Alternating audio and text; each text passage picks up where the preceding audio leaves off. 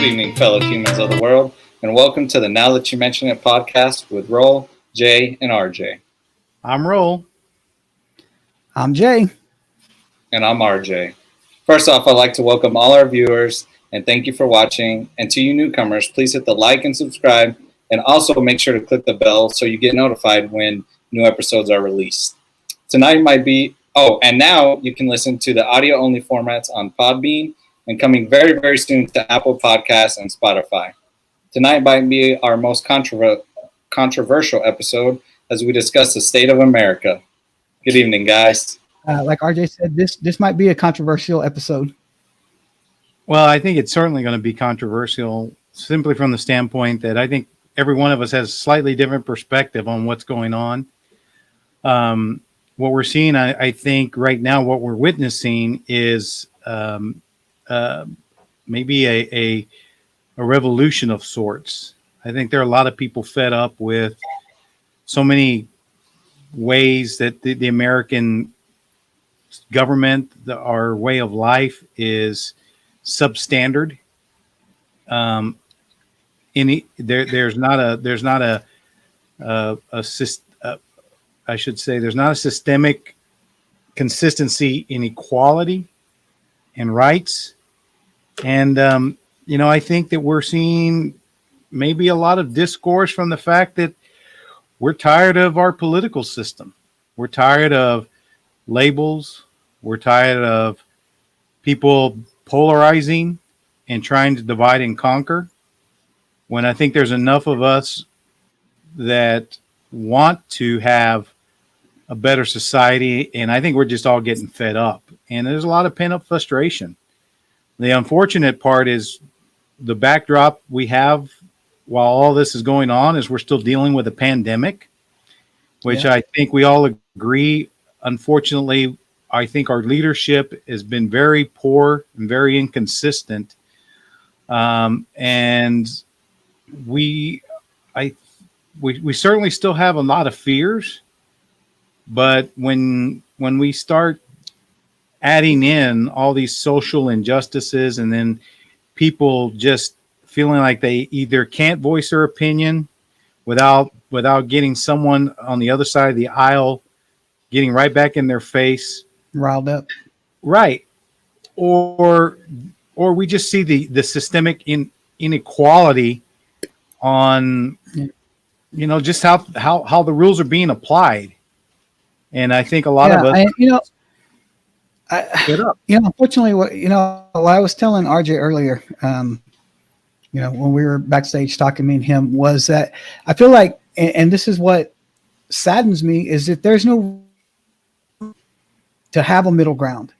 Not just with this, even with what you were talking about, the whole pandemic thing.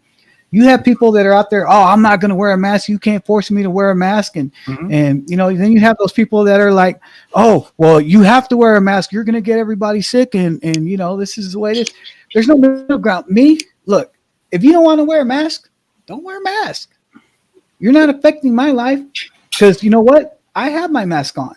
I have my mask on because my wife has asthma. I have my mask on because my in-laws live with us and they're both in their 70s. And that's my thing is, okay, but you know what? I have hand sanitizer in my car. So when I get in, I'm going to put hand sanitizer on. I refuse to live my life in fear of going out because fearing somebody else is going to get me sick.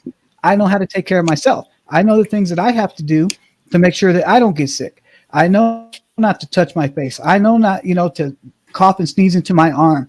I know to wear a mask when I'm out in public. I know to sanitize my hands or wash my hands frequently. And those are the things that I'm doing to take care of myself. If somebody else doesn't want to do it, you know what? That's on them. If they get sick, that's on them. If they don't get sick, that's on them.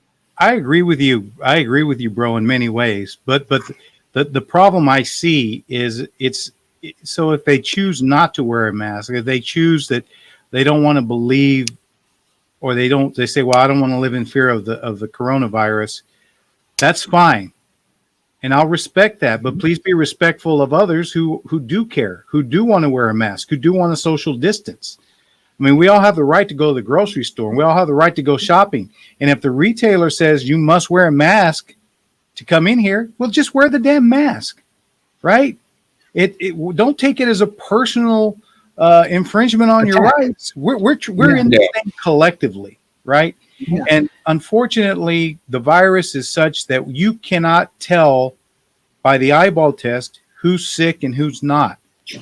I mean, obviously, if someone's manifesting symptoms, yes, you can. They're coughing and stuff. Well, guess what we're going to do? We're going to distance ourselves from that person right away. You're going to be, oh, that person is coughing and hacking up a lung, and that person shouldn't be out in public. That person should be at home. But the reality is, with this virus, we just don't know who's just a carrier, who's asymptomatic.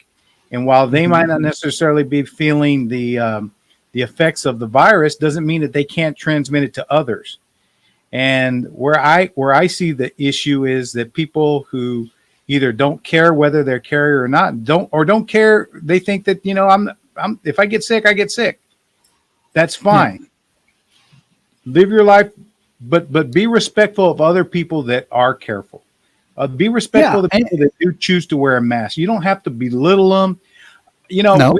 I went to the grocery store and I was saying hi to the security guard, asked him how his day was going. The guy was in a bad mood. And he told me that people are intentionally coughing at him because he's wearing a mask. I mean, that's just sorry. There's no need. That is. There's and that's why, and that's my whole point is that, man, there's no middle ground.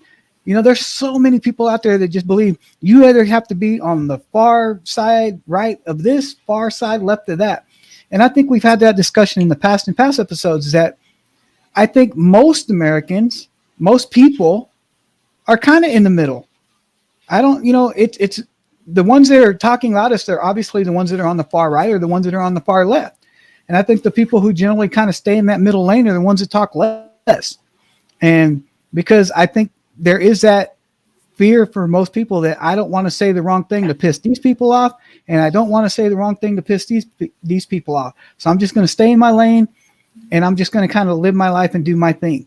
And I think it was somebody on Facebook who kind of illustrated with a line with a little bitty end of the line over here, the far left, and a little bitty end over here, the far right, and all this in the middle was everybody else. And I think that's kind of like, I that's true, because I'm one of those people that's in the middle.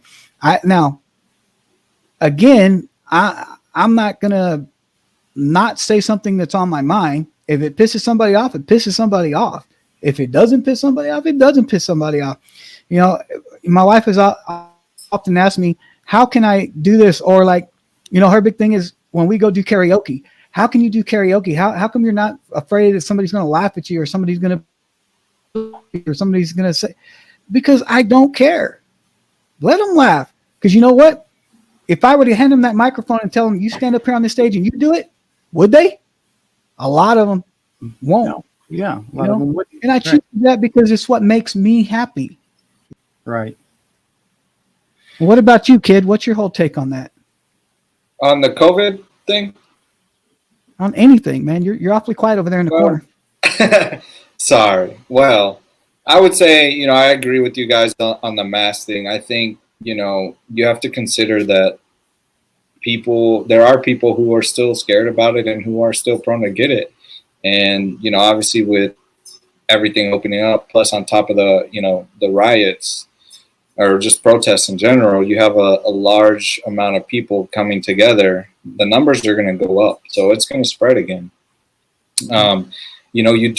I understand that there are people who, maybe they have asthma. It's hard for them to wear a mask. Certainly those people should have, some type of exclusion from that.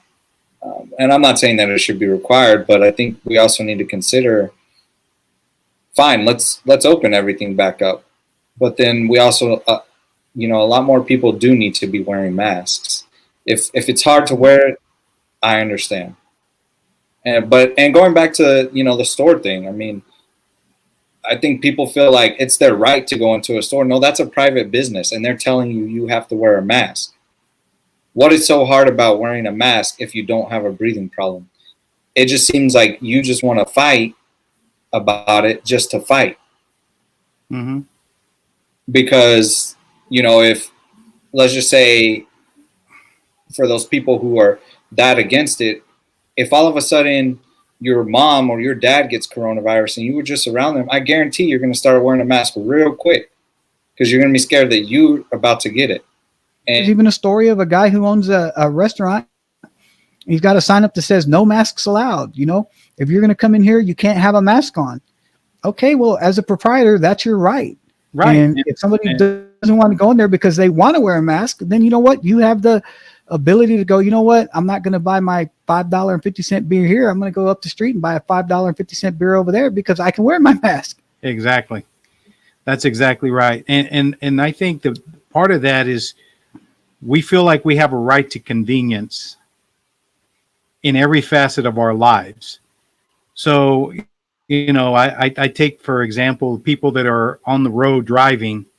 The person who's in the furthest left lane feels like they have a right to cut across 3 lanes to make the next exit because they don't want to be inconvenienced to have to go down to the next exit and turn back around because they didn't plan appropriately. And or when we're all funneling into one lane to, you know, to exit off, and you got these jackasses who come all the way to the front of the line to cut in because they feel inconvenienced. The people that then feel like they're entitled to come all the way to the front of the line or drive along the shoulder to get all the way to the front and then cut in because they don't feel like they need to wait. Now, I understand if you have a legitimate emergency, right, and you're trying to get to a hospital or, you know, someone in your car is on the verge of dying or something. I completely understand that. And that's sometimes I try to talk myself. But there's also clear violations where people just don't want to play by the rules. They don't want to be inconvenienced. They don't want to have to do what, you know, they feel like, oh, waiting's for suckers or waiting's for other people, or that doesn't apply to me. And I think that's part of the systemic issues that we have in this country is that we're too Americanized. We have so many freedoms and we take them for granted that we're constantly finding ways to continue to to avoid being inconvenienced. And so if your grocery store is the nearest grocery store to my house and I don't want to wear a mask and I don't care that you have a mask only policy, why should I have to go to the 2 blocks over to the next store if I want to come to this one? I don't want to be inconvenienced. And that's part of, I think, the bigger problem, even in as it bleeds over into race or socioeconomical issues. People are constantly only worried about themselves. And we've somewhat lost national pride. We've lost respect for each other. We've lost respect for tolerance for each other. And we have this, I just don't understand why we have such a strong sense of entitlement in this country. And we've talked about it before as it applies to so many things in life. People that feel entitled feel like they're owed it regardless. Whether they worked for it or not, they feel like it belongs to them and they're owed it. And so why should they have to compromise what they're owed for any reason whatsoever? So, as we transition from talking about COVID into Mr. Floyd's death and the Minneapolis Police Department, it is so sad that we have police officers making horrific decisions, whether it's because of prejudice or because of they're afraid or just because of stupidity, ignorance, and poor training. Once they had him secured, there is no reason they should not have sat him up. There's no excuse for what happened. None whatsoever. And so, there's no way to make one. And the sad thing is, again, for me, watching the video, man, had me on the verge of tears. hear that poor man, I can't breathe, mama. The reason why it happened, it was a case of a bad man who was in a position of power, exerting his power over that person. Because guess what, man? There are great cops out there. We know as a family a lot of great cops. Your best friend has been on DPD for 25 years, going on 30 years, however long. Dad's best friend, who was like an dad's uncle best friend. Yeah, his life is been on the DPD. Our cousin works for the Dark Police, and we know our cousin. We know he's not a bad guy. No, we know there's not anything, a bone in his body that he would do to hurt somebody intentionally. Right. Now, if he had to hurt somebody on the job to defend himself or defend somebody else, I feel like he would do it. Absolutely. But again, we know that as our family member, he would never do anything to hurt anybody intentionally. And the sad part about all this is that by me saying that, there's going to be people who take that as, oh, well, you're for the cops and you're against black people. And you know what? I'm not. I'm really, really not. Some of my, I have really, really good friends who are black. One of Diana's best friends is black. And, I embrace her with a hug and a kiss every time we see her because she's like a sister to me, man. But it's okay for me to say that there are good cops out there, to say that this is a case of a bigoted person and not a bigoted cop. Yes, he was a cop, and yes, he was in a position of power, and what he did was, inexcusable. He committed the ultimate sin by taking somebody's life. Right. And that is inexcusable. He's going to hell in a handbasket because of that. And you know what?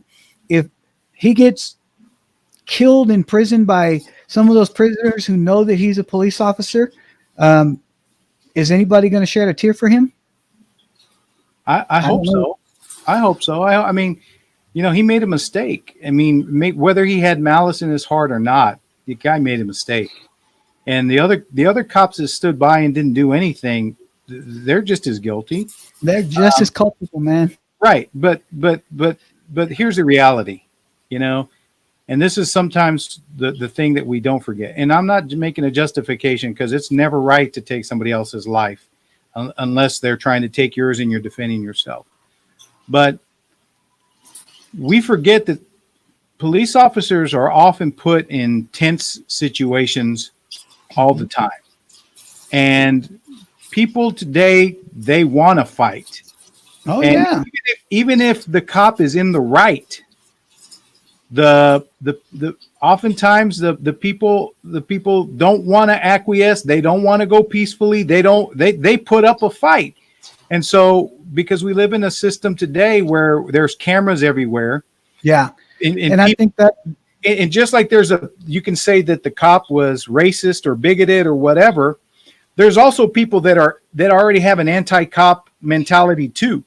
So they're purposely trying to get that video, that gotcha moment, and call out the police when they don't know everything that's going on either. Again, it's not a justification for killing an innocent man.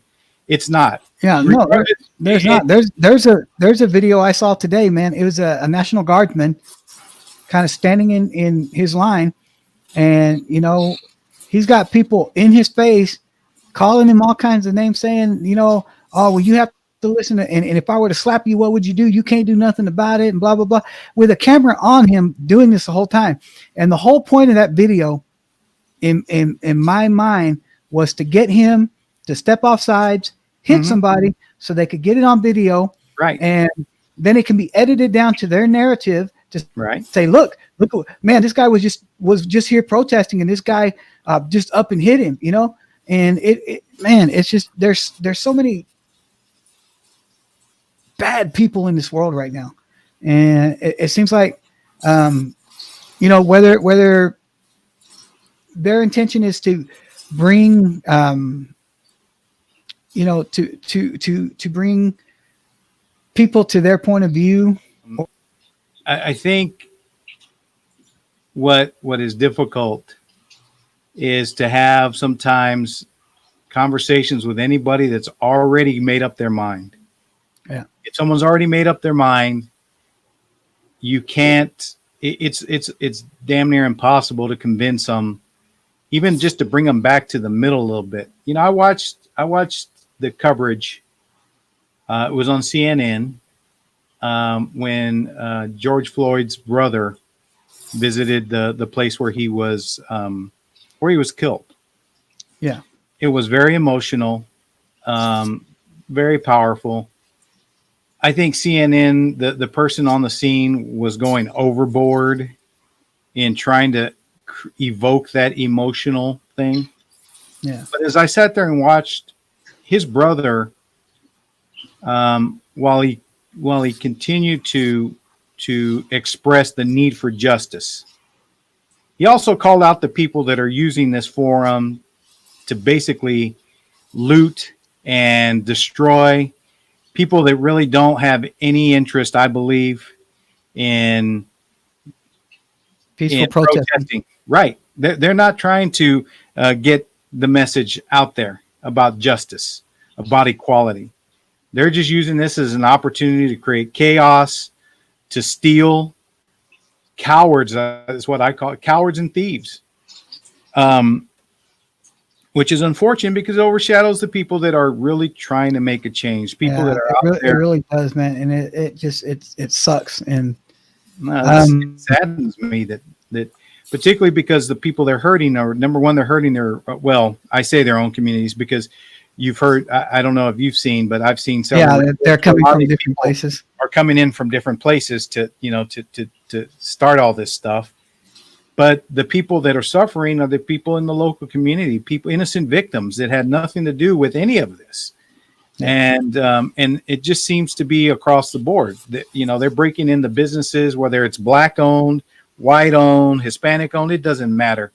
They're just out there to create havoc, to steal, and to, just use the veil of the peaceful protest to move forward their own personal gain. And that unfortunately is sad.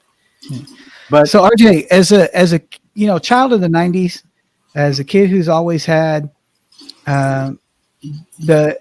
some modicum and some type of technology in your life from the time you're a little kid up until now, Roland and I have often had that conversation of, our kids are never going to grow up in a time where they didn't have, what's your whole take on the fact that how big of a player social media is in all of this? Well, to quote Gary Vaynerchuk, or Gary V, as some of you might know him, social media exposes who we really are.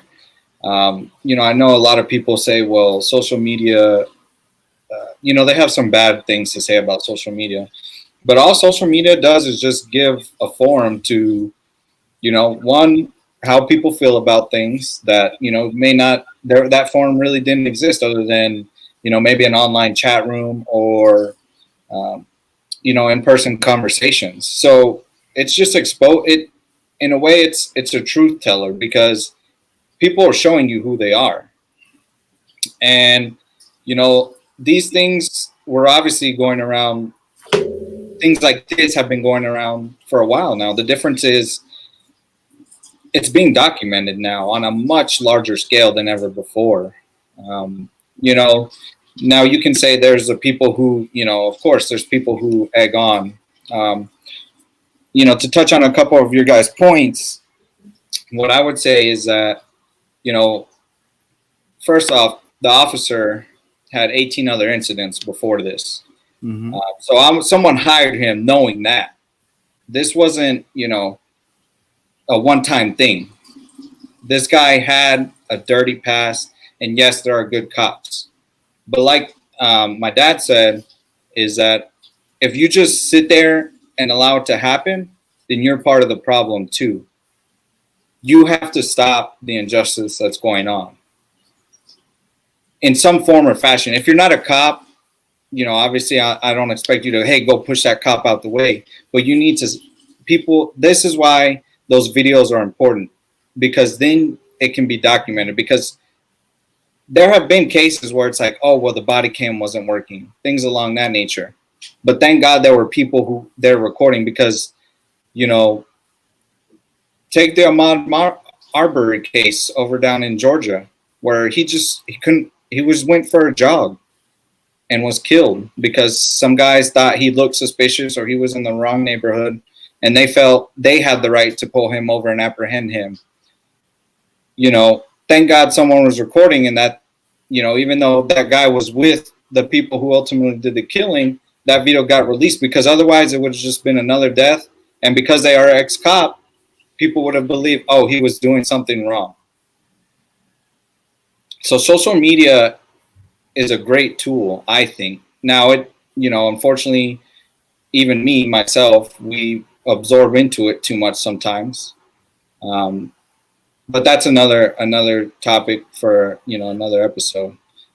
And, you know, as far as, did you want to say something? That still trying to, you know, gather some thoughts on things. Well, I would agree with you that social media has allowed us to shine lights on instances, on issues, on moments where in the past, all you ever got was, if you were lucky, a paragraph or mention in the newspaper, or a quick 10-second blip on a newscast.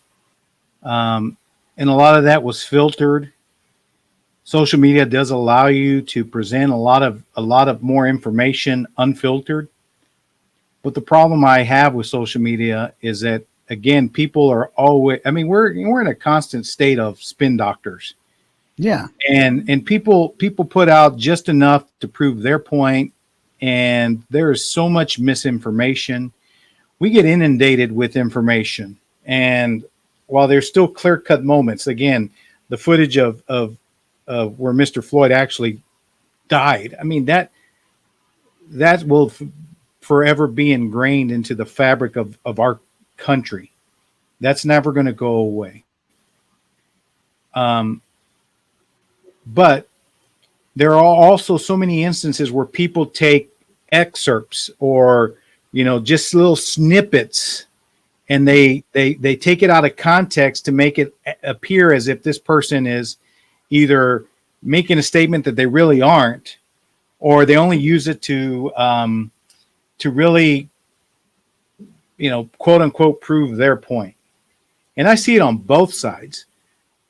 I see it from a lot of people that I am connected to that are hardcore conservatives and the hardcore liberals, right? And somewhere in between is where the truth lies.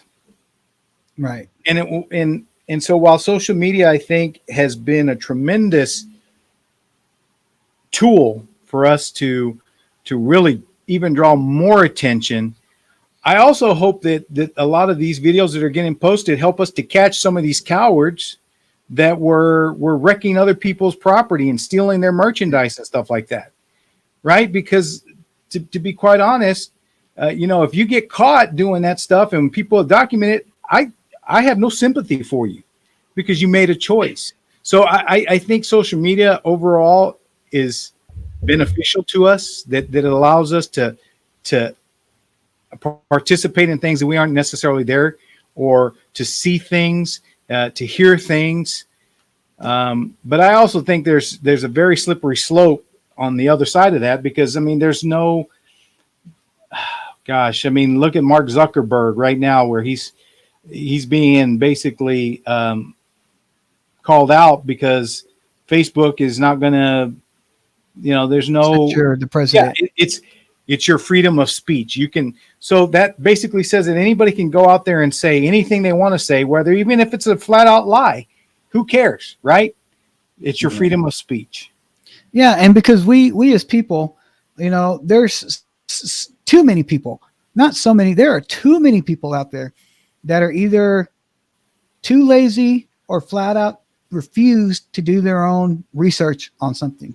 Mm-hmm. You know, part of the big problem with social media is that people live off of headlines.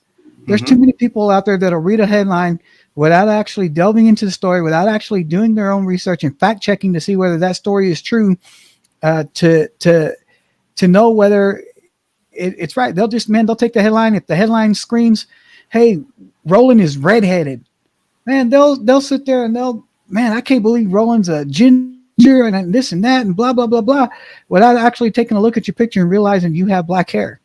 You know, unfortunately, there's far too many people that are out there like that. Like I was telling RJ earlier, we were talking backstage. There's a guy I saw, he posted on Facebook about this Bible verse. I don't remember which one it was. It was John 12, Paul 12, Jacob 12. I don't remember. But his whole point was that Jesus said, had a flock of 100 sheep and one of them went missing, and he went looking for that one sheep, and the rest of the sheep said, well, what about us? Do we not matter? The 99 other. And God said, well, no. Jesus said, well, no, that was the one that was in trouble. So I looked at that, and I actually went up and looked up the Bible verse. And although that Bible verse is about Jesus talking about 90 or 100 sheep and one of them going missing, but the point of the whole thing is that there are too many people out there that don't actually do the research. They're going to take that Facebook post and they're going to take that as that's what it says, without actually going through and actually reading the verse itself. I went through and looked, and when I read the fact and when I realized that the fact is not, this is not what the verse actually said, this is what the verse actually said, it gives you a whole new perspective on that verse to say, okay. And like I said, RJ, I didn't go online and I didn't put in the comments, hey man, your interpretation of this verse is wrong, or the way you're telling this to other people is wrong. I said, you know what? Interpret it, and that's his belief. Let him. But the problem is, there's going to be far too many people that read that are going to believe it and think that that's what it actually says, without actually taking the time to go look at what the verse actually is. And that's part of the problem with America today, is that there are too many people that don't want to do the research. We as people, man, and I've said this to countless trainees, to countless people that I've talked to, groups that I've talked to, is that we as people every day are tasked with making so many decisions. From the time we wake up in the morning to the time we go to bed at night, our lives are all about decisions. What time am I going to get out of bed? Am I going to take a shower today? What shirt am I going to wear? What am I going to have for breakfast? What am I going to have for lunch? Do I really want to do this report, or do I want to play? I mean, there's so many decisions you make on a daily basis, hundreds of decisions you make every day, that you just get tired of making decisions.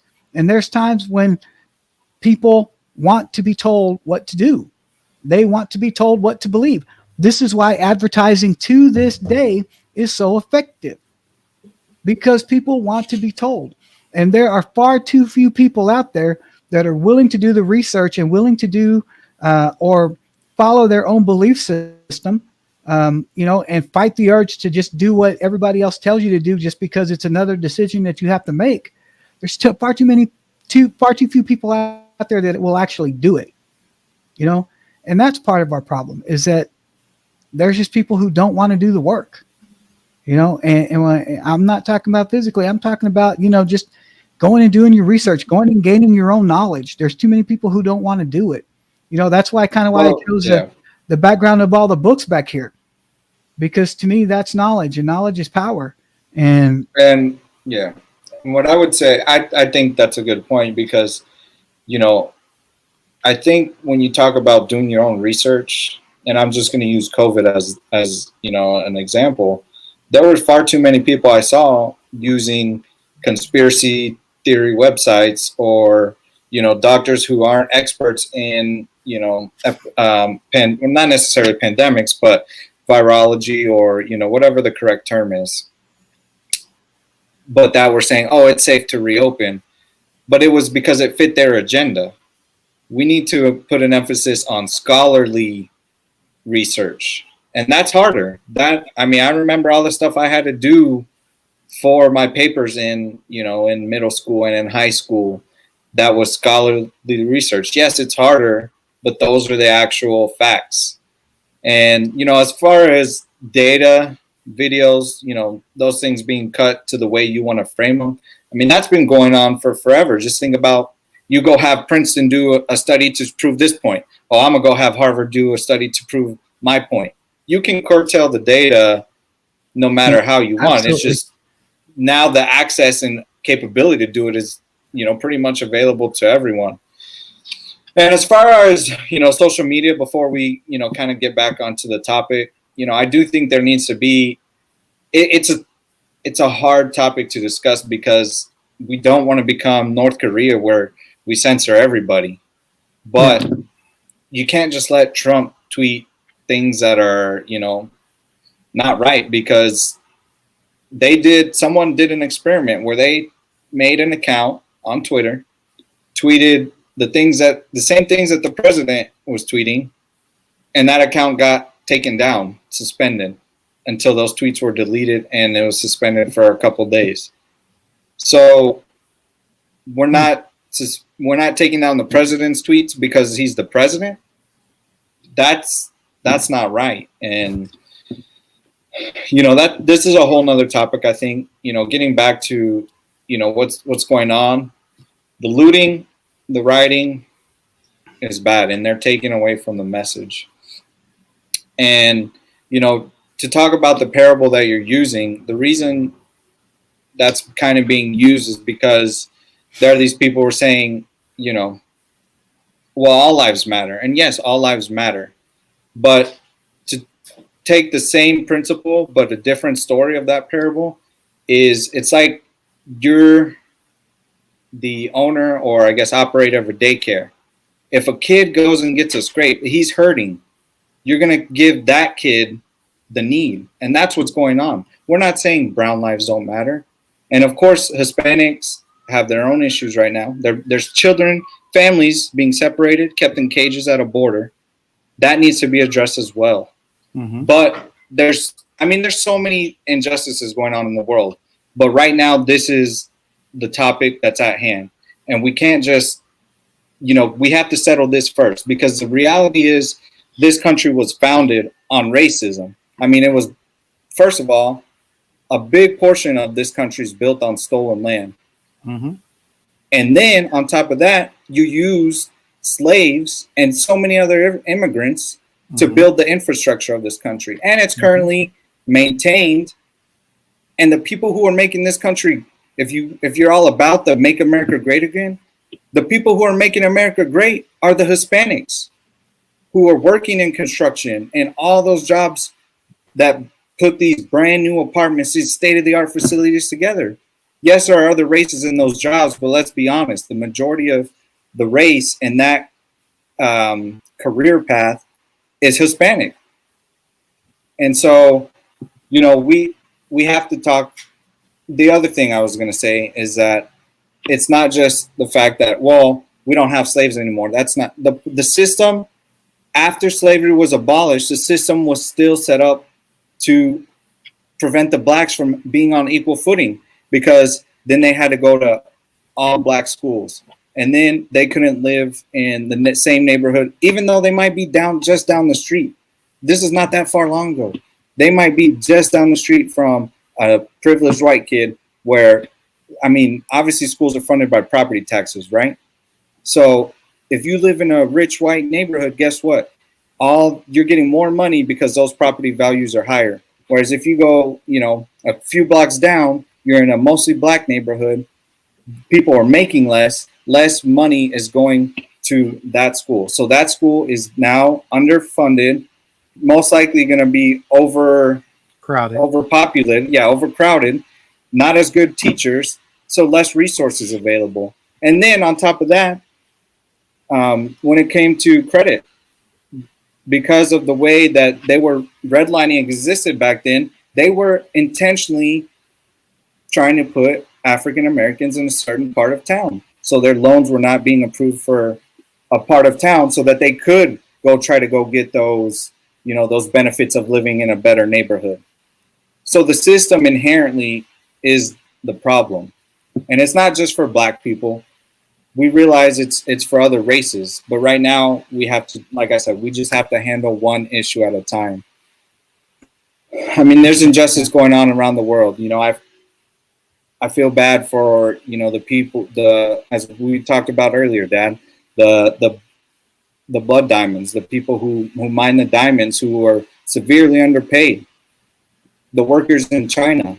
But, I think and especially, going back to the people at the border thing, I think whether you're white, whether you're Hispanic, if you can help, if we can, the way I see it is if we can help African Americans get to a point in this country where they're judged by the character, they're truly judged by the character, then rather than the color of their skin, then there's a good probability that a majority of those people who saw that Latinos and the other races, that they're going to say, hey, we need to get these kids out of these cages. That's wrong.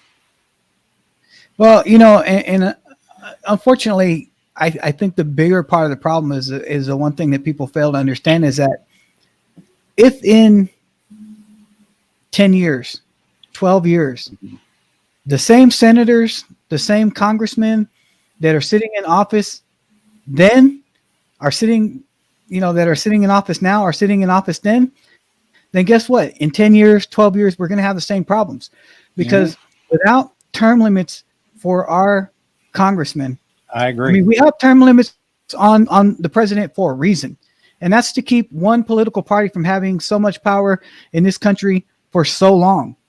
But the problem is the people who are under him that are making the laws for him to pass, that are making policy, are the same people that were there 20, 30 years ago. How long has Bernie Sanders been sitting in Congress? How long has Nancy Pelosi been sitting in Congress? How long has, the congressman from Texas, John Cornyn, Ted Cruz, how long have those guys been sitting in office? Well, a bit more importantly, I think the problem is that we have created a professional politician sector. Oh yeah, where kids that come out of school go into, whether it's a pre-law or political science career path, basically they get into the system and they stay in the system. And I have often said that when you breed a career politician, how is that person in touch with the everyday American? They're not. If they didn't have to work the trenches, if they didn't have to come up through the same cycle, right, as the day-to-day blue collar or middle class family, because they came, a lot of them tend to come from families with means, with affluence, and they can afford the better colleges and they can go the better career paths and they get the connections and they have, they benefit from nepotism or cronyism, and they just perpetuate the cycle of people that are out of touch with the average American household. And that's the people that we're electing and we're putting in office. And the system is now structured that they can stay in office because they can go and outspend, everybody else. And they make more money because special interest groups are tied into them. And so, the whole system has just become so corrupt. Now, I do believe there are good people. So many examples of it out there. Service. The Kennedys, the Bushes, the Cuomos, hell, even Governor Cuomo, his dad was the governor of New York too. But you're right. And the thing is, those people, when they start out on that career path, bro, they realize that what the end goal is, what's the end game to get to the very top. And I've told people this time and time and time again, that once a politician gets to a certain level, the only time that politician cares about you, cares about me, cares about RJ is when it's time to vote. Mm-hmm. That's the only time they care about us, because once they secure the vote and once they get elected again for another term, man, their care is no longer what we think. Their care is, okay, what can I do to make myself to get myself in a better position or to be better off? Because how can you explain to me all these politicians that go into being senators and congressmen, and in the House of Representatives, and with little to no money, but they come out of it as millionaires. When the average salary for somebody in Congress is only supposed to be a couple $100,000 a year. Mm-hmm. They would have to stay. And if the average salary is $200,000, they'd have to be in Congress for at least 5 years to make $1 million. But yet you have some people that are in Congress for not necessarily, because I mean, you got to remember there are several ways to funnel money. But that's my point is they want to get to that point to line their pockets. Of course. Through the political PACs, through contributions, because whatever contribution is made to their election that is not spent by the end of the election, they get to keep. It's things like that corrupt the system, because at that point now it's all about money. And how can I keep myself here to make the most amount of money I can make before I have to go, before I get get elected out, or before I die? Hell, there's people that have been sitting in Congress for 40 years. Right. And the same problems that we're having today are the same problems we were having 40 years ago. And if we don't change things, that's part of the problem. Yeah. And that's the thing is about all this, is that it's hard, it's complicated, but change is hard. Change is complicated. There's no easy way to change, especially a system that was never meant to serve the people that are in this country now. I mean, I know people, it's not un-American to make changes to the government. Yes, the founders laid a great foundation, but no founders could have predicted what the world was going to look like 400 years later. And so, I mean, there's just so much I can say on this topic, really. Career politicians are just bad because, like you guys said, I mean, how in touch are they really with their people? And then on top of that, we also need to end lobbying, because, I mean, you have these companies who are paying lobbyists, who pay, our elected officials, when that's not how the system should work. Then that's just benefiting the people who have money. This is about serving the whole entire population, whether it's at the executive level as president, or whether it's at at Senate or the House of Representatives, who represent certain jurisdictions and districts. So it's about the people is what it's really about. And trying to get go ahead. I was gonna say you're 100% right about that it's supposed to be about the people. Yeah, but I think we lost touch with that a long time ago. I think you're right, and I think that originally the founding fathers, when they wrote the Constitution and their intent, it's hard to say what their intent was, because you're talking about something that happened 250 years ago.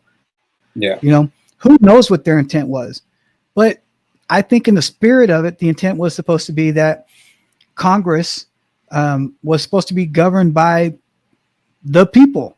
We're supposed to be electing, our neighbors to govern us, and it hasn't happened that way. You just get people who stay there, and they stay lodged in that position of power for so many years that. But for them to come out of it corrupted. But that again, that's another discussion for another day too, man. The thing is, out of all of this, there are so many discussions that can be born. The discussion of term limits, the discussion of, technology and social media and how it's affected our lives. There's too many side streets that we can go down, and there's too many rabbit holes that we can go down that, it kind of deludes the whole point of having these conversations. Is that even now, we came on here today with the intent of talking about this specific incident, but man, we've wandered down so many side roads, because the problems that lead to this topic we're supposed to be talking about are so prevalent that you have no choice but to go down that. road. You get off on these tangents, and I think that's, it's just a product of people being tired. It's a product of people. Oh, well, there's one more thing. Let me tell you about this. Oh, you know what? Why you said that? Let me tell you about this. People are tired of all the rhetoric. They're tired of all the excuses. They're tired of, man, people are just tired. I know I am. Yeah. This next election coming up is going to be a difficult election for me because, again, I don't want to vote for Trump. I'm not going to vote for Trump, but I'm a lifelong Republican. It gives me such angst just talking about it.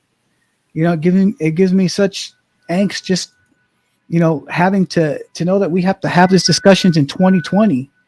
Yeah. It sucks.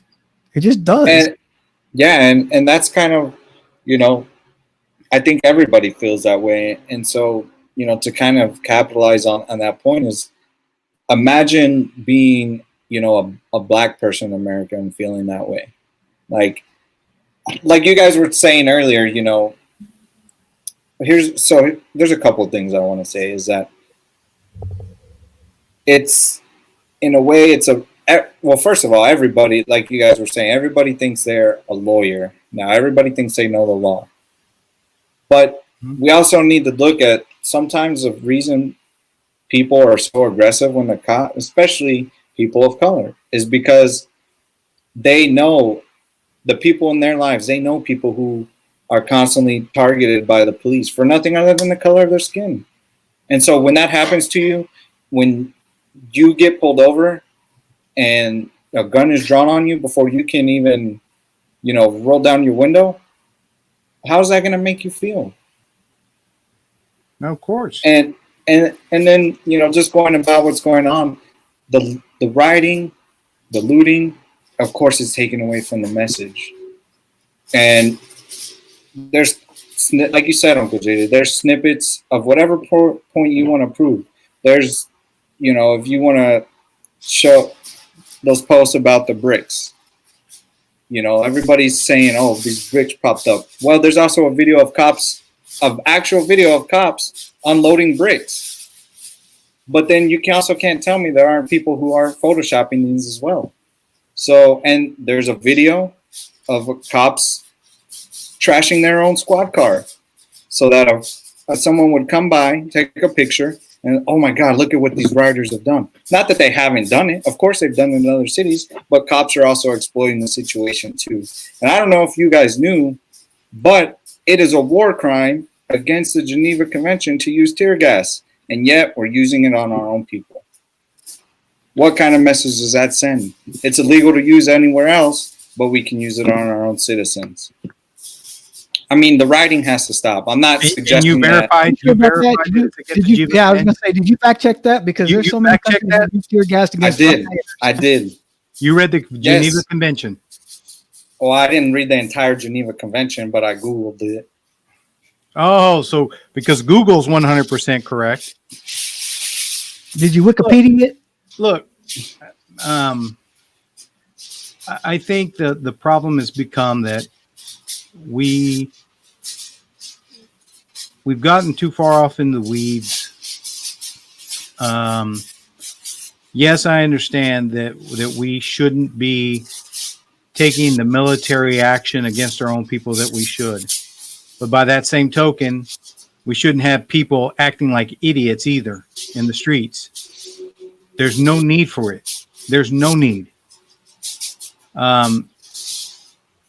Back to your point, Jay, about social media and people doing their own research and doing their own work. The fundamental thing about that is, I think what's really the bigger problem in this country is that there are a lot of people that don't want to work, that don't want to earn it. All the people that say the problems with the police, well, you know what? Step up, become a policeman, change it, change it. Go change the mentality. Go change the system. Oh, but that's a lot of work. We just want y'all to do it. Y'all need to be. And that's where I feel like we have a lot of problem, is because people want to complain. People want to, they don't want to be inconvenienced. But when the part of the solution is, you know what? Then step up, get involved, go become a police officer, go serve your community, go work your ass off and change it. But far too few want to do that. Yeah. Far too few want to do that. And so, you know, here you want the ability to criticize, you want the ability to have your opinion, but yet you don't want to go pay the price for it. You want somebody else to pay the price and give that right to you. And same thing with politicians too. I'm one of the ones that says we have this huge political league, or you know, for lack of a better way of saying it, it's like professional politicians. That's all they are. But you know what? Each one of us has the opportunity to go out and make change. We could all step up. We can go into community service, and we can go into finding ways to help change the message, to change the mentality, to change the system. But it takes work, it takes sacrifice, and it takes commitment. And unfortunately, again, in this country, we have gotten way too entitled in so many things. And I know there are a lot of people that are growing up in environments and situations where they're one, if not both of their hands already handcuffed behind their back before they even get started. And how are they going to try and play on a level playing field with anybody else? But you know what? There are people that do it every day. There are people that do it every year. There are people that come to this country with nothing but the shirts on their backs. You know, we talk about immigration. We talk about all these people coming into the country, and, you know, but you know what? A lot of them, a significant percentage of them are coming here. They're risking life and limb to come here for an opportunity. Mm-hmm. And many of them, when they get here, they work their ass off and they become contributors to this country. And we say, well, you're here illegally. You need to go back home. You need to get the hell out of here. You're taking away our jobs. You're using our service. Look, I'm not saying 100% in either direction, but you know as well as I do, Jay, that there are so many people that come to this country that work hard, that all they're trying to do is get an opportunity to put a roof over their heads, clothes on their backs, and foods on their bellies. And they bust their ass to do it. And yet we have far too many people that are born in this country that want a handout and say, well, you know what? I mean, I'm down on my luck. It's hard. You know, I'm underprivileged. You know, I didn't get all the same resources everybody else got here. So I need a check, or I need a government subsidy, or I need this, I need that. And that to me is part of our problem, is that we have this such a strong sense of entitlement here. And we allow that to really be one of the factors that we use to divide ourselves, instead of saying, okay, look, we want to help you, but in turn, you got to step up and you got to help too. You have to work too. You have to contribute too. You have to challenge yourself too. You need to make a difference. But when you get to that part, the people don't want to do it. I say the people, and I don't mean, you know, it's a blanket statement, obviously. Yeah, some people, and enough people don't want to do it. Let me put it to you like that. Enough people don't want to do it. Real quick. When you run for president, can I use this shot right here as your poster? Bro, I have too many. I have too many flaws and too many skeletons in my closet. You know, and that's the other thing. I mean, first of all, we have this unrealistic expectation that we expect the people to get in to step to the forefront. We need them to be squeaky clean, or to be this, or to be that. The reality is none of us are. I mean, we all have our faults. We all make mistakes when we're young. We all do stupid things. But that doesn't mean we can't grow, and that we can't change, and that we can't mature. And that we can't decide that we do need to have a voice, but then be responsible for that voice. Be responsible for what we say. Be willing to back it up. Don't just talk about it, be about it, right? And I think that we have gotten to a point where I think there are enough people that are wanting to, that they're seeing that the system is broken, that they see that we have career politicians, that they see that there's racial inequality, they see there's socio-economical inequality, gender inequality. Yeah. You know, earlier today, RJ and I were talking about the fact that, you know, the three of us, and when I say the three of us, I meant me, him, and his mother, my wife, that we could all be employed doing the same exact thing, doing the same exact job. And just because maybe the color of skin tone makes a differentiation between how much he gets paid and how much I get paid. And then there's going to be there'll be another gap. The fact that what you two would make and what she would make. Right. That she would make less than either one of us because she's a woman. Yet she's doing the same exact job. So there's just inequality fraught throughout the entire system. You know, we talk about rewarding ambition. We talk about rewarding productivity. But we quickly forget that there are just so many ways that we can pervert that to suit our own personal needs, right? I mean, you know, Latinos are chauvinistic characteristically. You know, we have this whole thing about the man is still the dominant person in the household. When in reality, there are a lot of women that are the primary breadwinners in the household. Right. And so when you disrupt the dynamic and the woman is actually the one who is the primary breadwinner and the one who is out there busting her ass, and yet you don't want her to have the same amount of say, or we diffuse her by saying she's a bitch, right? Because she's opinionated and she's strong-headed. You know, we have ways of discounting people in this country just because they don't fit what we think they should be, right? Yeah. They don't fit our narrative. Right. And that's why I think that the first thing that we have to do is we have to accept responsibility. We have to be willing to step behind our voices and then deliver, show up, work, sacrifice, and change it.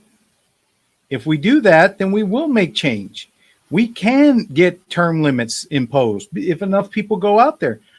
But if we quickly get distracted because of sports or because this is going on, or you know what, I want to go to the lake and hang out with my friends, or you know, I got better things to do. I got to go entertain myself and not necessarily get involved or work. Then, you know, how do we expect the real change to happen? Yeah. You know, the majority of my day is spent at work. You know, and I think that speaks for most people. The majority of their day is spent working. And on my computer screen at work, I have two slogans that I put on what do you call those little printers? The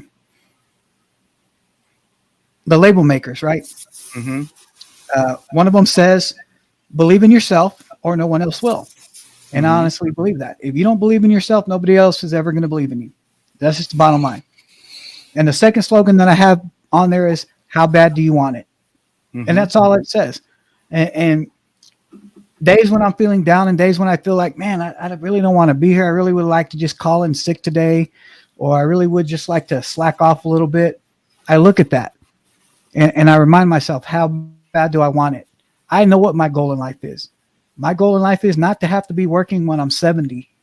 You know, my goal in life is, hell, not to be having to work when I'm 60, and not even taking early retirement or hitting up my Social Security early. I want to be financially independent. So I tell myself those things every day. Believe in yourself, or nobody's ever going to believe in you. That's why I continue to do this podcast, because even though we may not be Joe Rogan, and have 100,000 listeners every week, I still believe in it, and I believe in our ability to do it. I believe that we have things that need to be said that we want to say, and I believe there's times when we're going to come in and just jack around and have some fun. Mm-hmm. So I believe that, and then I tell myself, how bad do I want it? Because it would be real easy on a week like last week where I didn't get off of work until late. Man, it was already almost 9:00 when we got started. To say, you know what, guys, let's just call it a night. We'll do it another day, right? But the bottom line is, no. I told myself we got to do it tonight because I have to have time to do this, and I have other things that I need to do. And again, that kicks into my head. How bad do you want it? Well, I want this bad enough to where I'm going to sacrifice every Wednesday that we shoot this to do it, And now my wife understands that Wednesdays are set aside for this is what I plan to do when I get home from work. Mm-hmm. So, on Wednesday she needs to figure something else out because my time is going to be. So that and that just goes to your point is we have to work at these things. If you want to change, you're right. If you don't want to change and you don't want to elect the fool to go run the country for you or go run this for you, get out there and do it yourself. Become a politician. Anybody can do it. There's no law that says you have to have any kind of qualification. Yeah. And there's nothing that says you have to have any kind of special certification to be a politician. All you have to do is be able to get somebody to believe in what you're saying. That's all you need to become a politician. You don't need a law background. You don't need a background in poli-sci. You don't need a background in finance to become a politician. All you got to do is be able to get somebody to listen to you and agree with what you're saying, right? You know who the best politicians are? Salesmen. Because they can get people to buy what they're selling. They can get people to listen to them and follow them to the ends of the earth. You know who's the best salesman in the world? Bernie Sanders. That dude has people following him left and right when, in my opinion, he's a nut job. And when I listen to some of the things he says, I'm like, how can anybody even listen to this guy? But man, he's got followers. He's got people that'll follow him to the end of the earth. Hell, Donald Trump. You guys, I know how you guys feel about him. I do. I think I know how most people feel about him. But you know what? He's got followers. He's a hell of a salesman because he's got people believing what he's buying or what he's selling. Mm-hmm. And that's really all you need to become a politician is to be able to sell people on what you're talking about, get them to believe what you're saying, and you can become a politician. So you can get out there and you can make that change. Do the work. Well, that's all it is. We're coming up on our mark. So I just want to make a couple last statements is, I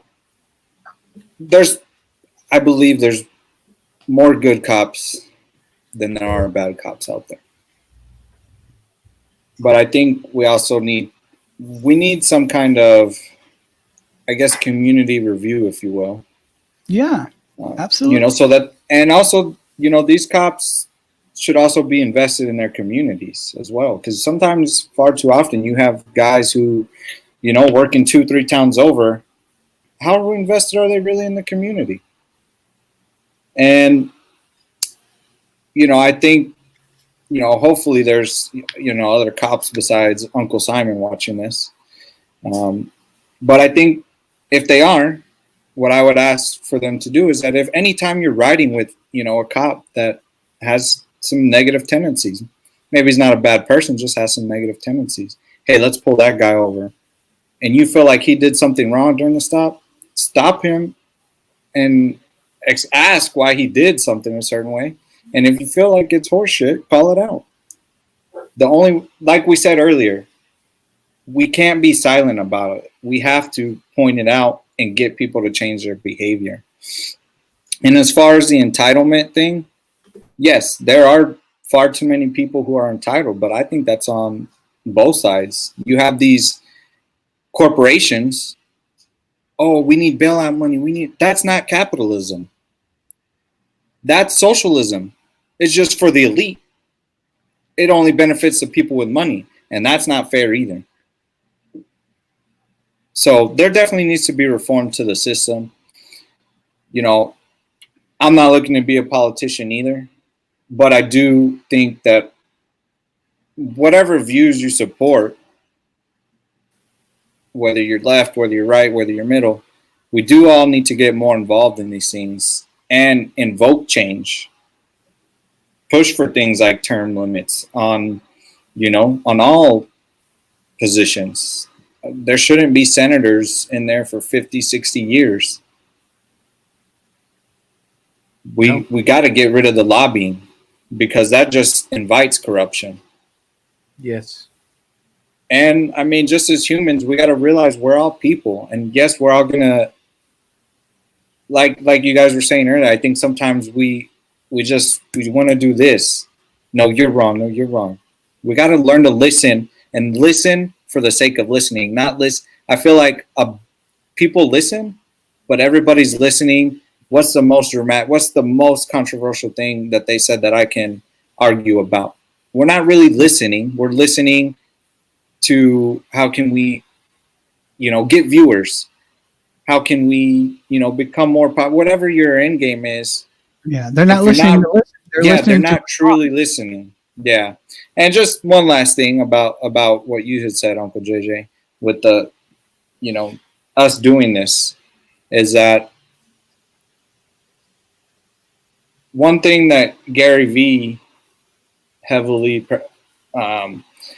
pushes is don't worry about how many followers you have, because even he talks about how he started out just sending emails and he got a lot more no's than he did yeses. But look at where he's at now. We just have to stay true to the things that we like. Of course, we can get outside, input. Hey, what should we guys talk about? But I think as long as we stay true to what we want to do and who we are, it doesn't matter if we have 10 followers or 10,000 followers, as long as we enjoy doing it. Yeah. Well, all I have to say is this. This is my parting shot here is that we as people better learn to love one another and appreciate one another, because eventually the aliens are coming for us. You know what? Coming next episode, SpaceX and the parallel universe. Yeah, there you go. Man, they're coming for us, and they're going to kick our asses because we're going to be too busy fighting ourselves. Yeah, what's unfortunate is that because of this, what we're going through right now in the country, we did overshadow something that we should be proud of. The SpaceX launch. And next episode, I got a lot of things to say about SpaceX. That's fine. I think that's what we do focus on. But I mean, back to RJ's comments, and this, I'll just shut up after this. Is we do have a lot of work to do. We do need to make changes. I do think people need to be inspired to step up and get involved and to really make change. If we want for things to get better, then you're exactly right. We need to love each other more. We need to respect each other more. We need to be patient and listen and understand. Of course, these are ideologies that are easily said, so much harder to execute. But the truth is, if none of us, or far too few of us, step up and make a commitment to really being, to affect change, whether we want to go into public service or just by getting out there and voting and expressing a disdain for the way things are. If enough of us don't do it, then we really don't have any right to continue to complain. We really don't, because nothing is going to change. This will just be a little blip today, and tomorrow we slowly get back to the way it was, where everybody is either so or more interested in entertaining themselves and enjoyment than really affecting change in this country. That's it. Amen. And so Well, I guys- want to end the episode before we do the outro, guys. Is I think after what he just said, I think we should all kind of I guess challenge even myself and you two that we should do community service, in our communities, and We like if you don't want something that benefits the community, and you get to know the community more, and can help see change through. If you don't, because anybody can donate money. It's a lot easier. It's a lot harder to get out there, go spend time among the people, and just remember how truly blessed we are to live this life and to even be born on this earth. But just remember to wear your mask. Yes, please, until further notice. All right, folks. Well, hey, that's our episode for this evening. A lot of great discussion, a lot of great topics passed on today. I think we all have a lot to learn from one another. I think that there's still a lot of things that we have to learn as people when it comes to how other people feel and things like that, tolerance and understanding. But just want to say thank you guys for your attention tonight. Thank you for another evening spending with us. If you remember, give us a like and a down in the bottom in the notification. Subscribe. Yeah, hit the bell. Man, I'm getting Check old. us out on Podbean, and now check us out on the what is it, RJ? Apple The iTunes? Podcasts, and Spotify.